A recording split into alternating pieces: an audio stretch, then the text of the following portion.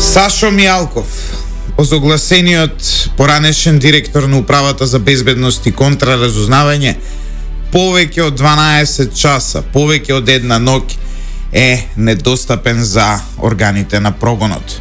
Откако синоќа беше издадено барање од судот за негов куќен притвор, Мијалков е недостапен. Мијалков, почитувани слушатели, доби право да побегне. Ова е единствената анализа која во овој момент можам да ја направам. Зошто? Затоа што веќе подолго време е јасно дека власта во нашата земја, во Македонија, е во своевидна коалиција со Сашо Мијалков. Каква коалиција? Она што може да се забележи е дека прво Сашо Мијалков помагаше во она што се нарекува промена на името, обезбедувајќи пратеници. Тоа премиерот Зоран Заев самиот го потврди во едно свое телевизиско гостување во кое кажа дека Саше ете ни помагал, он верувал во тоа и одел по пратеници. Одиме понатаму. Што се случи понатаму? Тоа е појавувањето на она иницијатива која сакаше да прави Конгрес во ВМРО ДПМН, а таа иницијатива се појави во едни критични времиња за партијата, но и критични времиња пред пресудата за случајот Таргет Тврдина во кој нели му се суди на Сашо Мијалков. Дека се работи за плански организиран настан, говори и тоа дека овие иницијатори на иницијативата кои не кријат дека се блиски со Сашо Мијалков, закажа наводен вонреден конгрес за крајот на март. Еден месец по пресудата која основниот суд требаше да му ја даде на Сашо Мијалков и треба да му ја даде и ќе му ја даде на 26 месецов. Ќе се обидам да ви објаснам врз база на шпекулациите кои се слушаат во јавноста, но и на тврдењата на добро упатените извори за тоа за што се работи. Имено, Сашо Мијалков по се изгледа бил договорен со власта, односно со премиерот Зоран Заев, за ова дело да добие 3,5 или години затвор. Подоцна преговорите отишле до 4 години и 10 месеци. Зошто? Затоа што тоа би значило дека доколку Сашо Мијалков во петок ја доби оваа пресуда, тој нема да оди директно во затвор, туку преку апелација ќе си ги докажува случаите и на крај нели ќе стигне до одредена фаза. Во меѓувреме видовме огромен притисок од страна на меѓународниот фактор, од страна на амбасадите, освен кон судиите и обвинителите.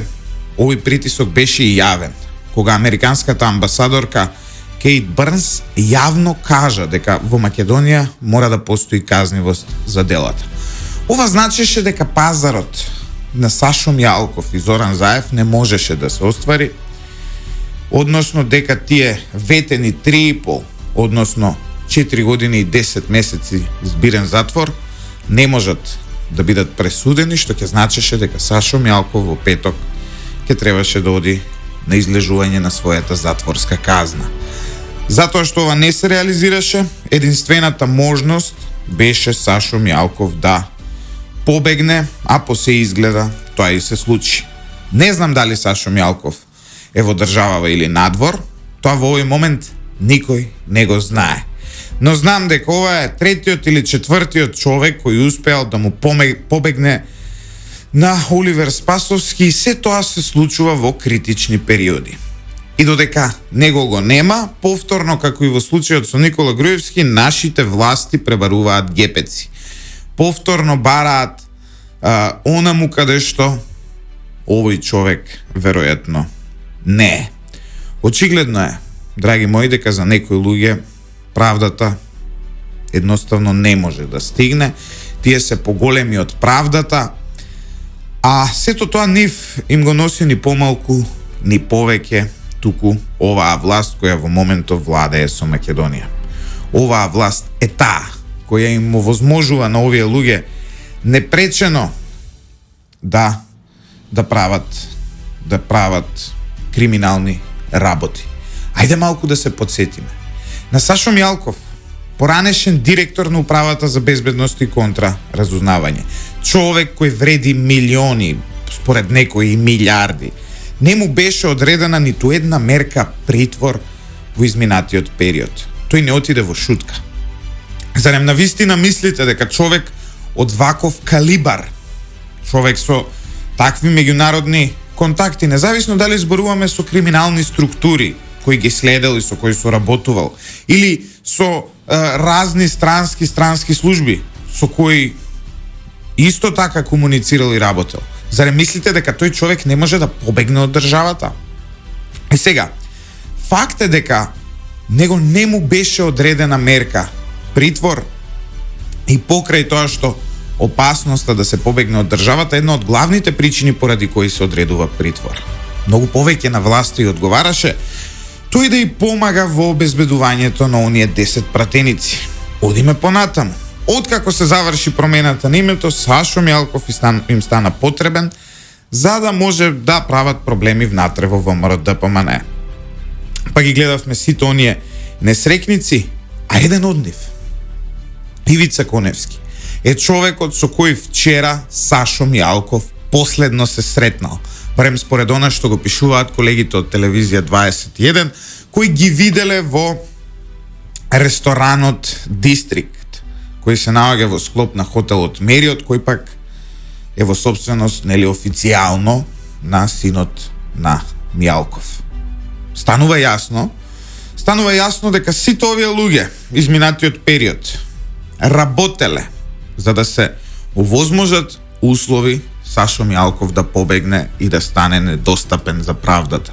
Ќе следува ли одговорност за нив? Дали можеби ќе бидат ставени дел од тој заговор за бегство на Сашо Мјалков? Дали на овие луѓе ќе им се суди? Останува да видиме. Јас не верувам, затоа што се уште верувам дека се ова е една плански организирана акција зад која нормално и во секој можно сценарио стои власта.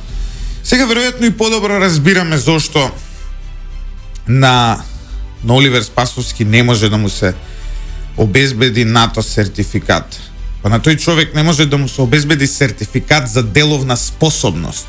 Него му бегаат сите можни криминалци и сите можни криминалци стануваат недостапни за јавноста само затоа што тој е неспособен да ги обезбеди. Во исто време ќе треба да одговара и судот. Судот кој поверува на зборовите на Сашо Мјалков, ќе го цитирам, не е мој стил да побегнам. Да, но твој стил е да излажеш дека нема да побегнеш. Почитувани слушатели на Лидер FM 107,4, доколку поради ова не падне владата, доколку поради ова бегство не падне владата и доколку Сашо Мјалков не биде пронајден и обезбеден на судот до петок, тоа ќе значи сериозен предизвик за нашата земја. И треба сите кои имаме било каков демократски капацитет да направиме се оваа влада која не е способна да создаде елементарен правен систем и оваа влада која е неспособна да создаде елементарна одговорност за она што се нарекува криминал, уште веднаш да падне. Независно дали од улица, независно дали преку собрание, но не смееме да дозволиме уште еднаш да уринираат врз нашата интелигенција и уште еднаш да не излажат и уште еднаш да ни кажат и да обвинат некој друг за одредено бегство. Особено кога се работи за случај како овој, за бегство во кое самата власт очигледно е замешана, информирана, а може би е инспиратор и организатор на истото. Не можат да не залажат со оние пребарување на гепеци. Особено не, затоа што знаеме дека се работи за човек со кој тие во изминатиот период има блиска соработка. Останува да видиме што ќе се случува, но само едно нека ви биде јасно. За да бидеме нормална држава, овие криминалци, овие луѓе кои со години со месеци, со децении создаваат стотици милиони евра на сметка на грбот на работниот народ во Македонија, мора да одат во затвор. И нашата држава мора да се ослободи од овој криминален картелски систем кој владее со неа. Мене Сашо Мјалков минатото лето ми нарече тепање. Јас бев нападнат од обезбедувањето на неговиот син во локалот Трибека. Тогаш кажав, и еве јас си останувам на зборот. За да ме замолчите, ќе морате да ме убиете. Добро, да не драматизирам. Премногу Сашо Мјалков може да не убие и побегнат од негде, затоа што милионите и милиардите него се уште му стојат и Сашо Мјалков се уште има пристап до многу моќни структури во Македонија. Може би на крајот од денот Сашо Мјалков ја има и власта. Конечно, синоќа беа проверувани автомобили на многу луѓе. Може би треба да се провери и гепекот на автомобилот на Вице Заев, на Зоран Заев, на фамилијата Заеви, затоа што тие беа најблиски со него. И тие најмногу ликуваат на ова бегство. И токму кај нив е вината за се ова што се случува. Се друго е фарса која можеме само да ја слушаме по медиумите, по провладините медиуми кои и во изминатиот период луѓето на Мјалков ни ги представуваа како луѓе со демократски капацитет кои сакаат да ја преземат опозицијата. Останете со Лидер FM 107,4, следува музичка пауза по која ќе следува и нашето утринско интервју.